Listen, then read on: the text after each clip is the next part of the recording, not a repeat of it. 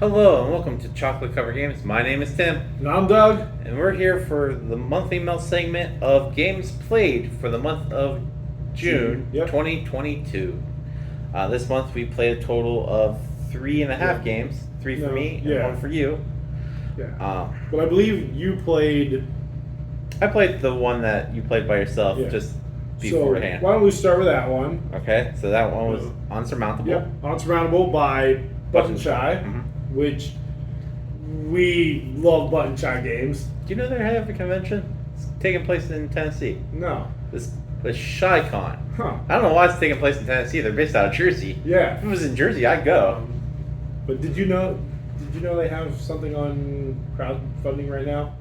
Oh, I didn't know that. Yeah, I just saw that. But anyways, Unsurmountable. Tim will tell you a little bit about the game. Okay.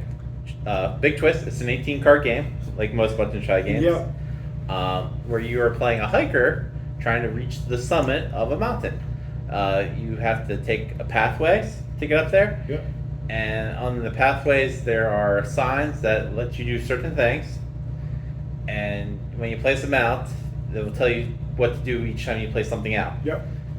You have things like certain things can't be touching other cards. You have to go through certain people. Well, there's descriptions on each card. Yeah. So you have your base camp, which is the 4 cards at the bottom. Yep. And you have to play those cards left to right. Or you can discard one of those cards to use the power. Correct. And that lets you move cards on your mountain because you have to connect the pathways to the top. Correct. Or at least have some sort of pathway to get up there. Yeah, you have to have a connection from the bottom to the top. And so if you discard a card, it may let you rotate a card, may let you change 2 cards. There's a Yeti card. Yep. And so there are different levels to this game. Yep. Where you can play with less number of cards in your base camp. You can try to get where you don't have the same type of card in The same column or the same row. Yeah. But I thought it was a very strategic game. And I thought that it was one of their tougher games. Yeah, it's definitely a thinker. You do have the helicopter card. Yep, they can use once. Yeah, and I forget what that. Lets you get rid of a card. Yeah, basically it lets you destroy some of the mountain. Yeah, but I would put it in there with their Sprawlopolis and what's the other game I like that's the solo Sprawlopolis. Farmopolis? Or is that what it's called? Yeah, the other Opolis. Yeah. I think Button Shy does a great job at these 18-card solo player games. Little games. Yeah, that was part of the Scott Alms line of solo games. But really good game. Yep. If you have not played a Button Shy game, do check it out. Okay. Next up is Chai that we played. Chai was a Kickstarter that I was waiting on for a very long time that I didn't think was coming because a lot of people started demanding refunds. Yeah, and this is Steeped Games. Yep. In Chai, you play a tea merchant. Yep. And you get a board that lets you have so much resources, so many ingredients. Yep. And then it has the element of what's that game that starts with an M, where you shoot the ball and if you match the color, it comes with you. They're the games that you have on the phone everywhere. Bejeweled? Sort of like Bejeweled, where the board has your things of teas on them, your ingredients, and you can take them if they're connected. So when you pick one thing, if I want vanilla and it's on the market and it's touching another vanilla, I get to take both vanillas. And the more that are touching, you get to take more. But after you take them, everything shifts and moves down and making more chains. Yeah. Which is nice. And so once you collect all the ingredients, you can trade them in. Yep, you put them in a cup to make that tea. You can make your tea, or you can make your opponent's tea. Correct. which sort of helps them out. And I enjoyed this game. It's definitely, it would have been more fun with more people. Yes. Because with 2, once I got both the biggest points card, Yes. the game was over. But it just lucked out that I had. Well, you got both of the biggest ones. Well, yeah, that's right. I couldn't catch you. Because I just got ingredients in time that when the biggest cards came out, I'm like, oh, I have all the ingredients now. It does say that it's best to 3 to 5 players, and I would say that. I think I would like to play with 4. Because I still think with 3, it does add that another 15-point card. Yep. But I think with 4, the chances of somebody getting all 3 or at least 3 of the 4 15s is minimized. Yeah. It would extend the play time, which would be fine. It wasn't a long game. No. Because you only did 3 actions on your turn. You either bought from the market, bought a card, or fulfilled a card. Yeah. So you could sort of plan ahead. The market part was the hardest to plan ahead because of things shifting and everything. But I enjoyed Chai. Oh yeah, we did play the deluxe version. So yes. Instead of having cardboard things, we had nice acrylic tiles, which I can't imagine playing with like cardboard sliding down. Yeah. That gave me sort of a dice miner, tactical feel. Yeah. With that, more of a Azul because of the tiles, but because of everything sliding, that dice miner thing. I enjoyed Chai. So next up, we played I believe we played the Simon version of this. We did play the Simon version. Is that who it is? Yes. Yeah. It's Walls of York. Yep. This is a game that I can best describe as we bought it from Ollie's.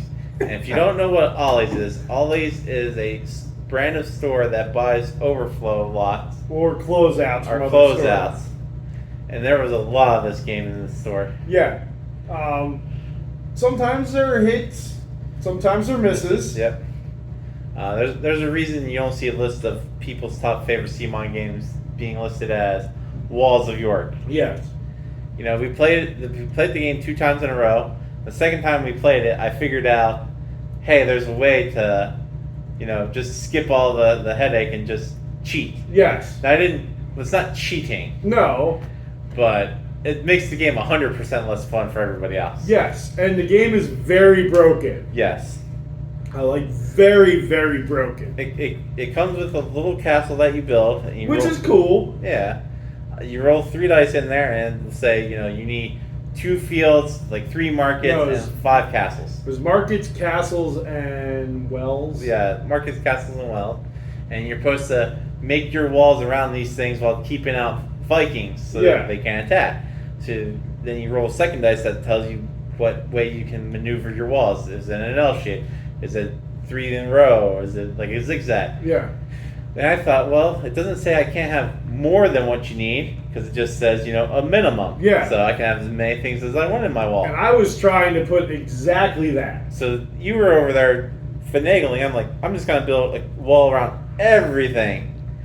Which I did. And I'm like, well, even if there's Vikings in there, there's loose coins in the town as well. Yes. You get more coins than you lose from the Vikings. So there's still a net profit from it. Yeah. So you didn't worry about, trying to get exactly that and avoid Vikings. You just went around a bunch. Yeah. And the way the game is broken is you can just go around the whole board. Yeah. Because you only lose, I think, like 20 points from the Vikings, but you gain like 30 coins, so it's a net gain of 10 just from that. It's not a great game. No. It's probably one that I don't see us playing again. No. And then the last game we played for the month, again, we didn't get to play very many because of my work schedule. And again, it's not slowing down anytime soon. Unfortunately. But the last game we played was Momiji. Momiji. From Deer Games, Yep. and we only played the one version. The base version. Yeah, we played the base version. We didn't play the add-on part to the game. Well, a lot of those were Kickstarter exclusive. Okay. Like the Squirrel version, the Golden Yeah. Leaf version, the solo version, and the cooperative version were all part of the. Okay, so we played the base game. Yeah, like the game that you can buy in the store is like Yeah. half the size of the box that we Okay. have. But yeah, very well made. It's a game about collecting leaves Yes. and hitting. It's not about hitting scenery. You get scenery cards that give you powers. Yes. So you're collecting leaf cards that are numbered from 0 to 5. Or no, 0 to 3. Yeah. And there's a certain number of zeros, a certain number of ones, a certain number of twos, a certain number of threes. And so you're building the stacks of leaves of each color that, so zeros can only be played on zeros, or ones can only be played on zeros and ones. So you can have like 2 zeros and 2 ones. And you can't skip, so you can't play 0, 2 or 1, 3. And 3's the highest number. When you place a 3, when you play a 3 on top of that stack, it closes that stack. Yep, you place a Tory on top and that stack is closed. Yeah. And then the powers, the scenery, you can play one of your little leaf things to play that power. And it was things like you could skip a number in your stack, or you could move cards around. You could go through the discard pile to find a number. You take multiple cards from the market. Yeah, you didn't have to take the whole stack Yep. of the color leaves in the market, because you drew 4 cards and all the yellow leaves went together, all the brown leaves went together. And then scoring at the end was the number of cards in that leaf stack Multiplied. multiplied by the top number. So if you had 2 as your top number, you didn't get the 3, and you had 3 cards, you would have had 6 points for that stack. Yep. And then there are other scoring conditions that added on, like having the most closed stacks with Tories on. The most reds. Yeah. Leaves or the most zeros. Yeah. So you won both games Yep. handily, and I don't know, because there was some memory to it, because when cards were discarded, because you could discard cards to wipe the market Yep. and draw 4 new cards in that market. You couldn't look through the discard pile, and because you stacked cards on top of your other cards, You couldn't see what. couldn't see underneath, so there was a memory aspect to it. So at one point I think I was stuck where I couldn't go any higher in my stack because all the cards of that number were discarded or in your stack. So I didn't. No. I didn't dislike the game. I didn't think it was a wonderful game. No, it wasn't earth shattering. It's definitely a game that you play just because it looks nice. I mean, it was well made. The cards were nice. The cards were fantastic. The components for our version are better than the Yes. non-version. But I will tell you, it fit my niche of a filler game, Oh yeah, it doesn't. time-wise, which for me made it better. And for being, hand management, memory, the open drafting to it, Yep. I did enjoy that part, the open drafting, Oh, yeah. because you had to think, do I take this card because I know Tim needed it, and there may have only been one of that color card, or do I take this stack of yellow leaves where there might be 3 cards that'll set me up for later, but I have to discard because I can only have 8 cards in my hand. So you really had to manage your hand size and what you're doing, because you're thinking, okay, if I take these, because I need this card that's in the middle of that stack, but I can't use the other 2 cards because I'm already past 0 if they were zeros, and you needed that too. You know, and yeah, once zeros came out later in the game, you're like, I'm not gonna take that stack, but eventually a card would come in, and you're like, now I'm stuck with like 2 zeros. Yeah, one. but you could discard those to clear a stack, or discard to take something you need. It was very thought-provoking. And having those powers that you could use at the bottom, like the first game, I don't think you used 1 power. Yeah. In the first game, and I didn't use any. No, because you went for that token that made you not use any. Yeah. So you got those points. So I'm like, that's fine. But in the second game, we both, I think, used all our powers. Yeah, the second game we both had separate powers, which is nice that you get to have different powers. Yeah. The first time we played with the base where both of us had the same ones. The second time through, we drafted because that's what you're supposed to do. But I will tell you, some of those powers are very confusing. Oh yeah. Even with the way they were written, it was very confusing. That and the first token that we had, the one that you won, we're not using power. Yeah. Because we couldn't quite figure it out. Yeah. It's like, don't use the power, but also have this token, which forces you to buy the power. Yeah. I'm like, what? And I did think it was cool scoring that. So, like, if you discarded 3 of your leaves or acorns, because you collected acorns during this too. Yep. If 2 of your leaf cards that were next to each other had the acorn icon touching, you could get acorns. So you could buy some of these scoring powers for the end of the game. That if you scored it and you owned it, you got 10 points. Yep.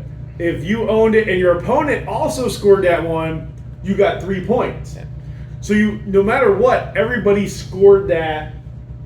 But if your opponent had the higher score, they would get 3, but you would get 3. Yeah. You only got the 10 if you dominated that category. And the one thing in the rules that didn't really state, we played that if nobody owned it, we still scored it at 3. Yeah. We weren't sure if we were supposed to or not. But I thought it was good production. I thought, it was a good game. It fit my niche time-wise. So, since you're the on-positive one, what was your... least favorite game? Isn't that what we do, the least favorite game? Yep, mine is least favorite. My least favorite game of the month was Walls of York. Yeah. That would be mine, too. Walls of York, in case I change my mind during editing, which I won't. No. And for me, favorite game... Unsurmountable? Yeah, hands down, Unsurmountable. I love Button Shy.